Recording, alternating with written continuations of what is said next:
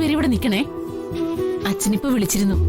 വരുന്ന വഴിക്ക് ഒരു അത്യാവശ്യം മീറ്റിംഗ് ഉണ്ടായിരുന്നുകൊണ്ട് അച്ഛൻ വരുന്ന വഴിക്ക് അങ്ങ് ഇറങ്ങി. ദേ, നിങ്ങളെ ആരതി ഒഴിഞ്ഞു വേണം അകത്ത് കേറ്റാനേ അച്ഛൻ പറഞ്ഞു.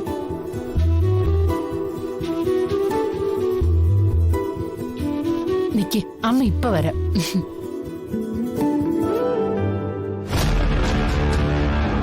നാണമില്ലടാ തിരിച്ചു വരാൻ.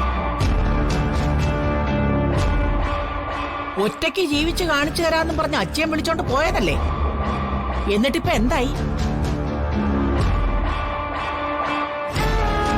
കരുണാകരന് പുല്ല് വില പോലും കൊടുക്കാതെ ഇറങ്ങിപ്പോയവനാ.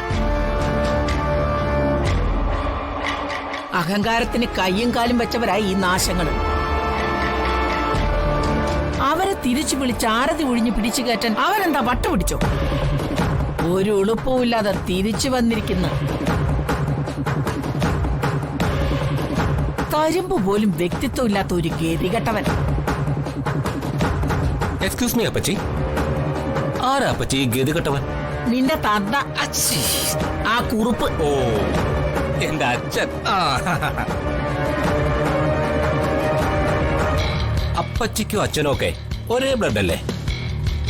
അപ്പോ അപ്പച്ചിയുടെ ഗുണമല്ലേ അച്ഛനും കാണും. ജിതേന്ദ്ര,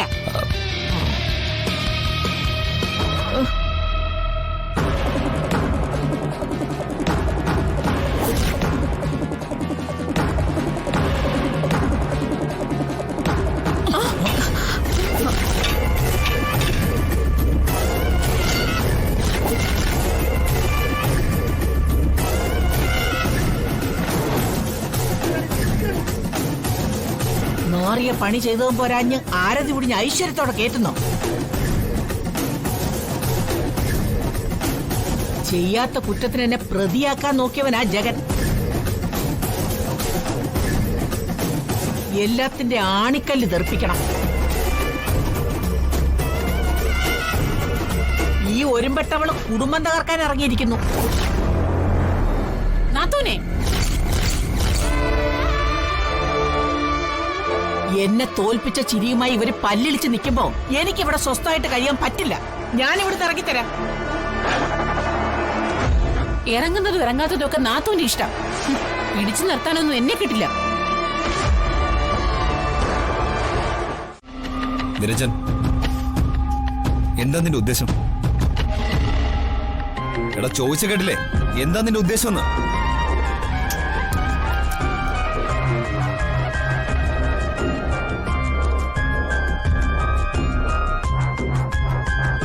നിനക്കെന്താ ചെവി കേക്കില്ലേ? എനിക്കെല്ലാം കേൾക്കാൻ പറ്റും. പറയുന്ന കാര്യേ വീണ്ടും വീണ്ടും പറയുന്ന ശീലം ഈ നിരഞ്ജനില്ല. എന്റെ കണക്ക് തീർത്ത് എനിക്ക് തരാനുള്ളത് എന്താണെന്ന് വെച്ചാ നീ തരണം. അതുവരെ ഞാൻ ഇവിടെ തന്നെ ഉണ്ടാവും. നിരജ, നിനക്കെന്നെ അറിയില്ല. ആ, അത് ചിലപ്പോ ശരിയായിരിക്കും.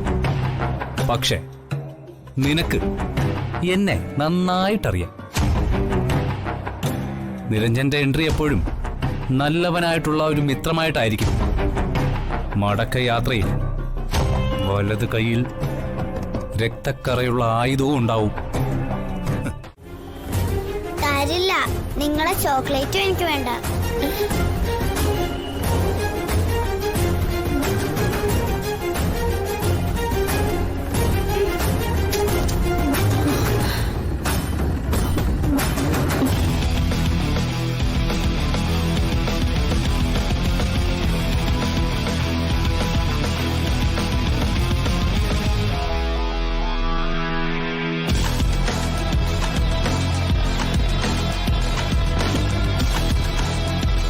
ആന്റിയുടെ പൊന്നു മോളല്ലേ, മോക്ക് വേണ്ടി ആഗ്രഹിച്ച് വാങ്ങിയത് ആന്റി.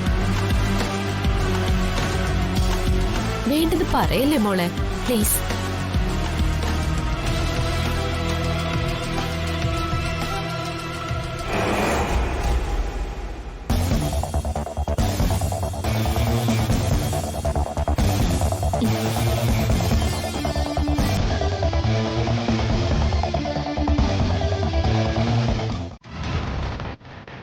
ഓഹോ, ആ അത് ശരി. ആ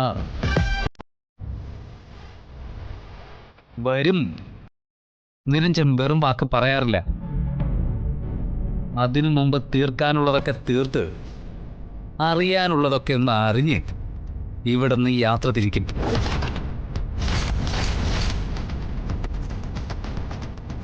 ഏത് യുദ്ധത്തിനും മുന്നേ ഒരു സമാധാന ചർച്ചയില്ലേ? അതിൻ്റെ നേരമാ ഇപ്പോ. അത് കഴിയുമ്പോൾ യുദ്ധക്കാഹളം മുഴങ്ങി.